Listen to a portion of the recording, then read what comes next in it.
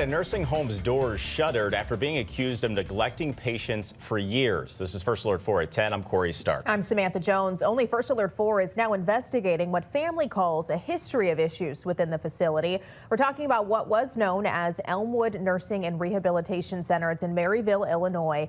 It's changed owners since one woman says her grandmother died there 3 years ago. But only our Morgan Harris found tonight that problems there persisted until the feds stepped in. She knew that they weren't caring for her properly, and she was just like, I feel like I'm not going to make it out of here. And in December 2022, Eterica Dockstreet's grandmother, Addie Reeves, didn't make it out of Elmwood Nursing and Rehabilitation Center. She says Reeves suffered from a urinary tract infection. The doctor came that Friday. She told them that my grandmother needed to be taken to the hospital and to transfer her. They did not transfer her until that Tuesday. And by that following Friday, my grandmother had passed away because a UTI went septic. In November of 2024, her family filed a wrongful death suit against Elmwood, located in Maryville, Illinois. According to the lawsuit, the nursing home knew about Reeves' history of UTIs, and, quote, employees failed to provide adequate supervision to prevent decedent from developing a fatal UTI. I think that's kind of crazy for someone to pass away from a UTI during this time, and I just know that it was the negligence at the nursing home. Also named in the lawsuit is WellCare Rehabilitation, Inc.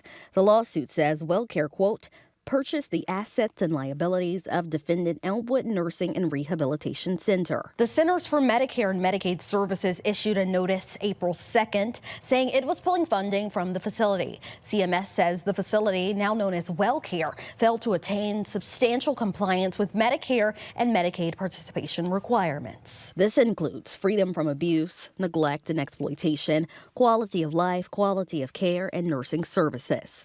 The notice gave the facility 30 days before payments would stop.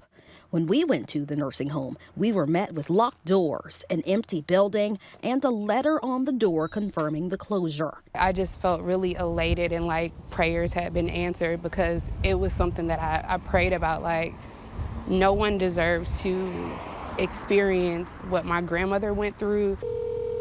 We called the number left on the letter. Hi, this is Candace Ford, CEO of WellCare Home. But no one picked up. First Alert 4 did our own digging and found Medicare.gov gave the facility a 1-star rating. WellCare's owners are listed as Nathan and Shirley Rothner Family Trust, Noah Wolf Family Trust, as well as Makloof Sousa. Shame! Shame! Shame! Shame! Shame on this owner. In 2023, Sousa, the owner of multiple care facilities in the St. Louis metro, was under fire after Northview Village closed.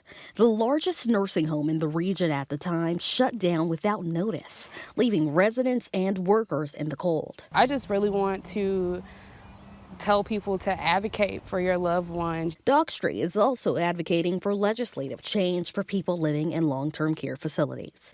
In Maryville, Morgan Harris, First Alert 4.